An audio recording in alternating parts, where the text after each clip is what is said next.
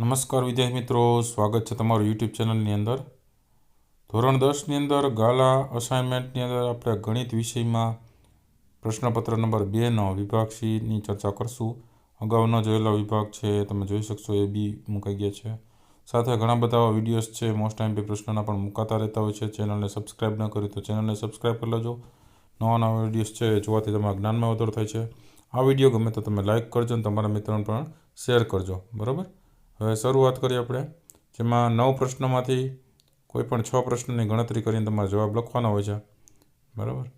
3 માર્કના પ્રત્યેક પ્રશ્નના ગુણ છે, તો 6 × 18 માર્કનો આ સેક્શન સી છે. 38મો દાખલો જોઈએ. મીના ₹2000 ઉપાડવા બેંકમાં ગઈ હતી. તેણે કેશિયરને કહ્યું હતું કે મને માત્ર ₹50 અને ₹100ની જ નોટો જોઈએ છે.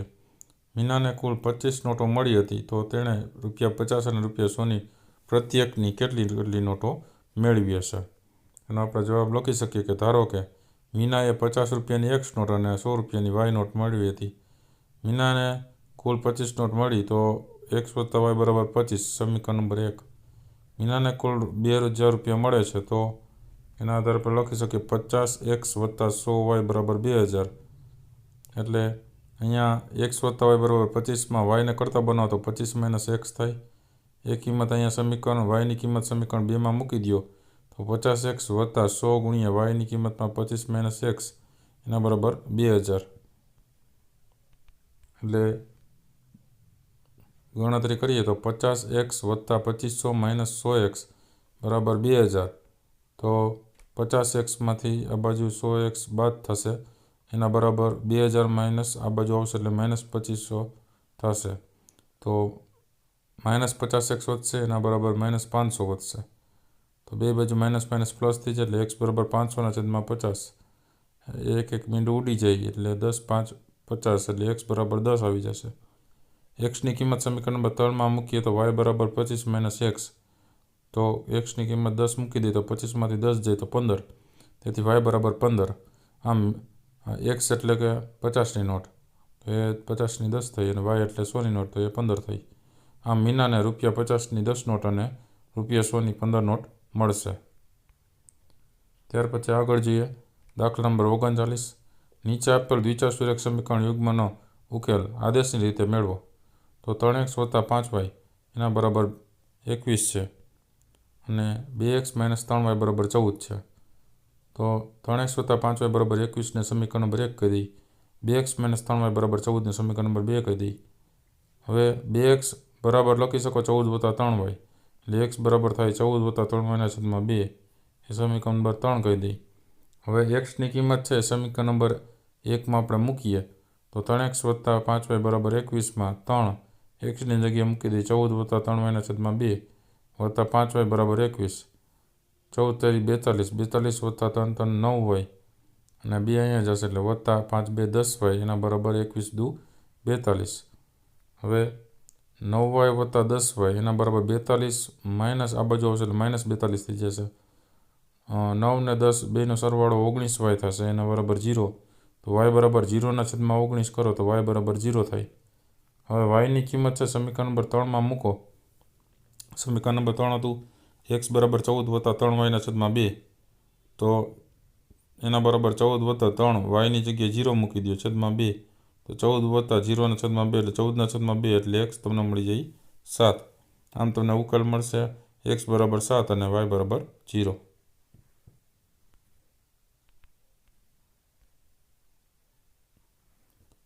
દાખલા નંબર 40 છે. સમાંતર શ્રેણી 9, 17, 25 એવી રીતે શ્રેણી આપેલી છે. એના કેટલા પદોનો સરવાળો 636 થાય છે? તો જવાબ આપણે લખી શકીએ કે પ્રથમ પદ A = 9, D = 17માંથી 9 જાય એટલે 8. N કેટલા થાય એ આપણે મેળવવાના છે, કેટલા પદો એટલે, અને SN સરવાળો આપી દીધો 636. તો સૂત્ર આપણી પાસે છે SN = n/2, 2A + n - 1 × D, અને 636 = n/2, 2 × Aની જગ્યાએ 9 મૂકવાના, વત્તા n - 1 × Dની જગ્યાએ 8 મૂકવાના. હવે 636 × 2 એના બરાબર n (9 × 18 વત્તા 8n - 8. 636 × 2 એટલે 1272, એના બરાબર n. 18માંથી 8 જાય એટલે 10 + 8n 1272 બરાબર 10n + 8nનો વર્ગ. હવે આના બરાબર 0 મૂકો તો 8nનો વર્ગ + 10n -1272 થાય. માંથી 2 કોમન કાઢી લ્યો તો કૌંસમાં વધે 4nનો વર્ગ + 5n -636 એના બરાબર 0. હવે 2 છેદમાં જાય 0ના છેદમાં તો 4nનો વર્ગ + 5n -636 બરાબર 0ના છેદમાં 2 એટલે એ 0 લખી શકો. હવે 636 ગુણ્યા 4 કરો બરાબર, એટલે જે આવે છે એને તમારે અવયવ પાડવાના છે અને એનો અવયવનો ગુણાકાર જે થતું હોય એ પ્રમાણે તમારે એમાં અવયવ +5 પણ થવા જોઈએ. તો 53 ગુણ્યા 48 કરો એટલા જ 636 ગુણ્યા 4 થશે. 53ને પ્લસ રાખશું અને 48ને માઇનસ રાખશું એટલે 4nનો વર્ગ + 53n -48n -636 બરાબર 0. n કોમન કાઢો તો n કૌંસમાં 4n + 53 -12 કોમન કાઢો તો કૌંસમાં 4n + 53 બરાબર 0. તો એકવાર 4n + 53 બરાબર 0 ને એકવાર n - 12 બરાબર 0. તો 4n બરાબર -53 થશે બરાબર, અને n બરાબર -53ના છેદમાં 4 થશે.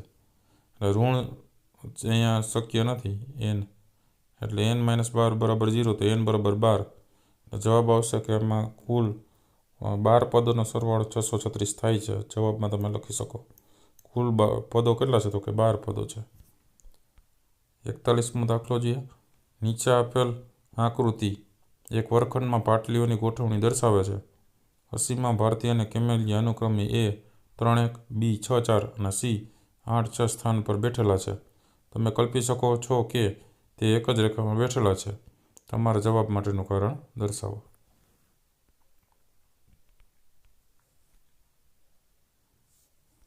તો A, B ને C પ્રમાણે તમે અહીંયા દર્શાવી શકો છો બરાબર. હવે પહેલાં AB મેળવી લઈએ તો વર્ગમૂળમાં અંતર સૂત્ર છે x1 - x2 એનો વર્ગ + y1 - y2નો વર્ગ. વર્ગમૂળમાં 3 - 6 એનો વર્ગ + 1 - 4નો આખા કૌંસ ઉપર વર્ગ. વર્ગમૂળમાં -3નો વર્ગ + -3નો વર્ગ એટલે વર્ગમૂળમાં 9 + 9 એટલે થશે વર્ગમૂળમાં 18. એને વર્ગમૂળમાં 9 ગુણ્યા 2 લખી શકો એટલે તમે 9નું વર્ગમૂળ કાઢો તો 3 થાય અને વર્ગમૂળમાં 2 વધે તેથી AB બરાબર 3 વર્ગમૂળ 2 થશે. BC બરાબર એ જ રીતે અંતર સૂત્રની મદદથી જોઈએ તો 6 - 8 એનો વર્ગ + 4 - 6 એનો વર્ગ. 6માંથી 8 જાય એનો આખા કૌંસ ઉપર વર્ગ + 4માંથી 6 જાય એના આખા કૌંસ ઉપર વર્ગ.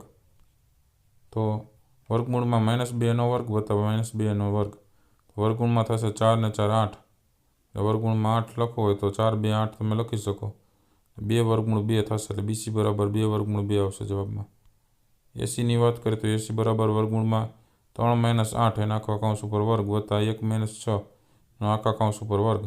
એના બરાબર વર્ગમૂળમાં -5 એનો વર્ગ + -5 એનો વર્ગ. તો બરાબર થશે વર્ગમૂળમાં 25 + 25 એટલે વર્ગમૂળમાં 50 એટલે 25 દુ 50 એટલે 5 વર્ગમૂળ 2 થશે. એટલે ACનો જવાબ આવશે 5 વર્ગમૂળ 2.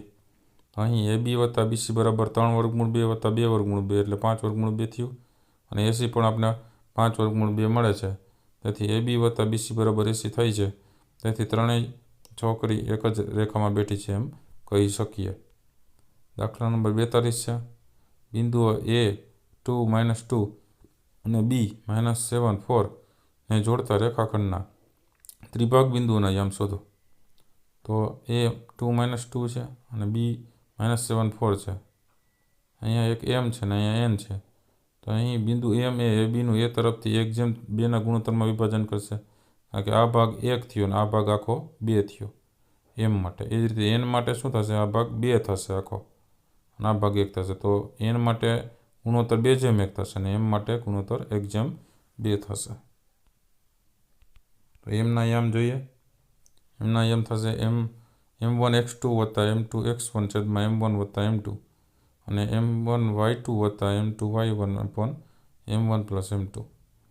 તો ગુણોત્તર મૂકીએ 1 ને 2 1/2 પ્રમાણે. તો 1 ગુણ્યા -7 + 2 ગુણ્યા 2 છેદમાં 1 + 2 અને 1 ગુણ્યા 4 + 2 ગુણ્યા -2 છેદમાં 1 + 2.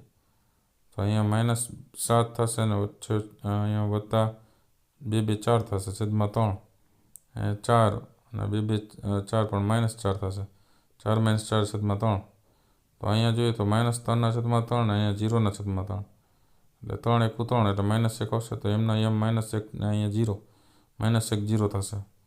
હવે બિંદુ Nની વાત કરીએ તો બિંદુ N છે એ બીનું એ તરફથી 2 જેમ 1 ગુણોત્તરમાં વિભાજન કરે છે તેથી Nના એમ થશે m1x2 + m2x1 m1 + m2 અને m1y2 + m2y1 છેદમાં m1 + m2 તો 2 × -7 + 1 × 2 છેદમાં 2 + 1 અને 2 × 4 + 1 × -2 છેદમાં 2 + 1 તો -7 × 2 કરો એટલે -14 + 2 × 2 છેદમાં 2 ને 1 3 થશે અને 4 × 2 = 8 8 - 2 છેદમાં 3 તો આ થશે -12 છેદમાં 3 ને આ થશે 6 છેદમાં 3 4 × 3 = 12 અને 3 × 2 = 6 એટલે જવાબમાં આવશે -4 ને 2 Nના એમ. દાખલા નંબર 43 સાબિત કરો કે વર્તુળની બહારના બિંદુમાંથી દોરેલા સ્પર્શકોની લંબાઈ સમાન હોય છે.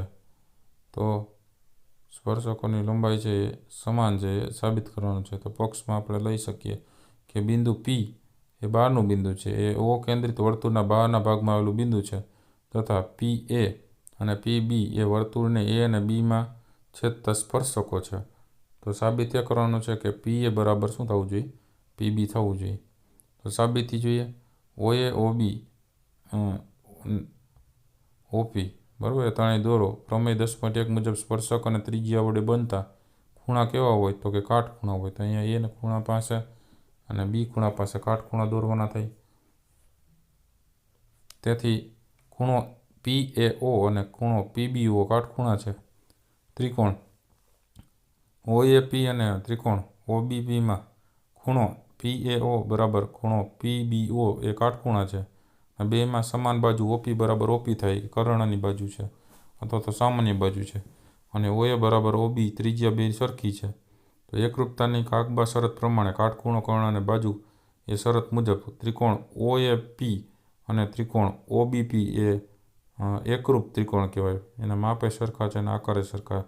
તેથી PA અને PB બાકીની બાજુ છે એ પણ કેવી થાય સરખી થાય એટલે કે એના સ્પર્શકો જે છે એ બે દોરેલા છે P થી Aના અને P થી Bના એ બે સ્પર્શકોની બાજુ કેવી થાય છે સમાન થાય છે CPCT પ્રમાણે. બાકીના બીજા જે ત્રિકોણના અંગો છે એ પ્રમાણે બાજુ સરખી થાય. બરાબર. ત્યાર પછી દાખલા નંબર 44 AB એ P કેન્દ્રિત વર્તુળનો સ્પર્શક છે જ્યાં B એ સ્પર્શ બિંદુ છે. P એ વર્તુળને C બિંદુમાં છેદે છે. જો AB બરાબર 15 સેમી અને AC બરાબર 9 સેમી હોય તો વર્તુળની ત્રિજ્યા શોધો. તો અહીંયા તમે જોઈ શકો છો P કેન્દ્રિત વર્તુળ છે.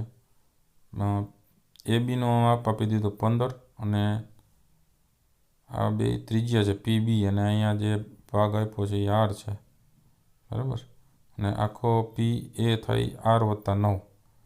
તો પાયથાગોરસના પ્રમેય પ્રમાણે PAનો વર્ગ કર્ણનો વર્ગ બે બાજુના વર્ગના સરવાળા જેટલો હોય તો PB વર્ગ + BA વર્ગ હોય તો R + 9 એનો વર્ગ બરાબર Rનો વર્ગ + 15નો વર્ગ થાય.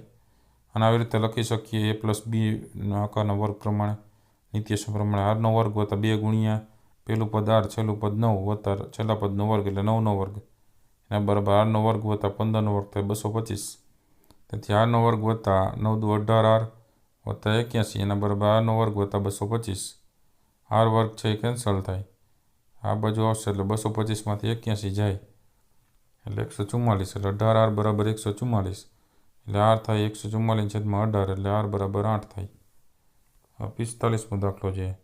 નીચેનું આવૃત્તિ વિતરણ એક વિસ્તારમાં 68 ગ્રાહકોનો માસિક વીજ વપરાશ આપે છે. તો માસિક વીજ વપરાશ એકમમાં જોઈએ તો 65 થી 85 એમાં ગ્રાહકોની સંખ્યા 4, 85 થી 105 એમાં 5, 105 થી 125 એમાં 13, 125 થી 145 એમાં 20, 145 થી 165 એમાં 14, 165 થી 185 એમાં 8 અને 185 થી 205માં 4. એ રીતે વીજ વપરાશ થાય છે કુલ 68 છે. તો અહીં આપણે મહત્તમ આવૃત્તિની વાત કરીએ તો મહત્તમ આવૃત્તિ છે 20 છે. તેથી બહુલકીય વર્ગ એનો થાય છે 125 થી 145 છે જેમાં અધસીમાં L થાય એટલે L બરાબર 125. F1 છે 20 છે એની ઉપર F0 13 છે અને F2 નીચે છે 14 અને વર્ગ છે એ પ્રમાણે H તમારો થશે 20નો. તેથી બહુલક તમને સૂત્રમાં કિંમત મૂકો તો z બરાબર L વત્તા F1 માઇનસ F0 છેદમાં 2F1 minus F0 minus F2 ગુણ્યા h. તો 125 વત્તા 20 માઇનસ 13 છેદમાં 2 ગુણ્યા 20 માઇનસ 13 માઇનસ 14 ગુણ્યા 20. હવે 125 વત્તા 20માંથી 13 જાય એટલે 7 છેદમાં 20 દુ 40 માઇનસ 13 માઇનસ 14 એને ગુણ્યા 20. તો 125 વત્તા 7 છેદમાં 13 ગુણ્યા 20 અને 7 દુ 14 એટલે કે 125 વત્તા 140 છેદમાં 13 140 છેદમાં 13 કરો એટલે 10.77 આવે. તો 125 વત્તા 10.77 કરો એટલે 135.77 આવે. તો z બરાબર 135.77 જે માગેલ બહુલક છે. 46મો દાખલો છે. એક ગલ્લામાં 50 પૈસાના 100 સિક્કા, રૂપિયાના 50 સિક્કા, 2 રૂપિયાના 20 સિક્કા અને 5 રૂપિયાના 10 સિક્કા છે. જ્યારે આ ગલ્લાને ઊંધો કરવામાં આવે ત્યારે ગલ્લામાંથી કોઈ એક સિક્કો બહાર પડે તે સમસંભાવી હોય તો સિક્કો 50 પૈસાનો હશે, 5 રૂપિયાનો સિક્કો નહીં હોય, 2 રૂપિયાનો સિક્કો હોય એવી સંભાવના કેટલી? તો અહીં સિક્કાની કુલ સંખ્યા 180 છે. તેથી સંભાવના શોધવાને કુલ પરિણામો આપણે જોઈએ તો 180 થાય. પહેલી ઘટના માટે વાત કરીએ તો ઘટના એ બરાબર 50 પૈસાનો સિક્કો હોય તો ઘટના એ થવાના પરિણામો છે એ 100 છે. તેથી P ઓફ એ બરાબર 100 સિક્કા હતા એટલે 100 છેદમાં 180 તો 20 500 અને 20 9 180 તો 20 20 ઉડી જાય તો સંભાવના થશે જવાબમાં 5 છેદમાં 9. બીજું હવે ઘટના B કે 5 રૂપિયાનો સિક્કો ન હોય તો ઘટના B થવાના પરિણામો કુલ છે 170. બરાબર. હવે 5 રૂપિયાનો સિક્કો નથી એના છે કારણ કે એ 5 રૂપિયાના સિક્કા કેટલા હતા? તો કે 5 રૂપિયાના સિક્કા હતા 10. તો 180માંથી 10 બાદ કરી એટલે 170 થાય પરિણામ. તો P ઓફ B થશે એમાં 170 છેદમાં 180 એટલે મીંડું જાય એટલે જવાબ આવશે 17 છેદમાં 18. અને ત્રીજી ઘટનાઓની વાત કરીએ તો ઘટના C બરાબર રૂપિયા 2નો સિક્કો હોય તો ઘટના C થવાના પરિણામો કુલ છે 20. બરાબર. 2 રૂપિયાનો સિક્કો હોય તેથી P ઓફ C બરાબર 20 છેદમાં 180 એટલે મીંડું જાય એટલે 2 છેદમાં 18 એટલે 9 દુ 18 તો 2 ઉડી જાય એટલે જવાબ આવશે 1 છેદમાં 9. તો આ રીતે અલગ અલગ દાખલાની રીત ખાસ સમજી લેજો. બરાબર. રીતો આવડતી હશે તો દાખલો તમે સરળતાથી પરીક્ષામાં ગણી શકશો. વિડીયો ગમ્યો હોય તો લાઇક કરજો અને તમારા મિત્રોને પણ વિડીયો શેર કરજો. સાથે ચેનલને સબસ્ક્રાઈબ ન કરી તો ચેનલને સબસ્ક્રાઈબ કરી લેજો. ફરી પાછા નવા વિડીયો સાથે મળીએ ત્યાં સુધી ન જોયેલા વિડીયો જોતા રહેજો. જ્ઞાનનો વધારો કરતા રહેજો. Thank you very much and take care.